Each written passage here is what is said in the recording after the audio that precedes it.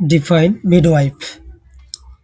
A midwife is a trained health professional. একজন midwife হচ্ছে প্রশিক্ষিত স্বাস্থ্যকর্মী who helps pregnant women, যিনি গর্ভবতী মহিলাকে সাহায্য করেন। Their main job is to look after the mother and the baby. তাদের প্রধান কাজই হচ্ছে মা এবং শিশুর দেখাশোনা করা during pregnancy, childbirth and the first few weeks after the baby is born. অর্থাৎ কখন? যখন মা প্রেগন্যান্সিতে থাকবে অর্থাৎ গর্ভাবস্থায় থাকবে, চাইল্ড বার্থ শিশু জন্মগ্রহণ করবে, and the first few week অর্থাৎ প্রথম কিছু সপ্তাহ after the baby is born যখন শিশু জন্মগ্রহণ করবে।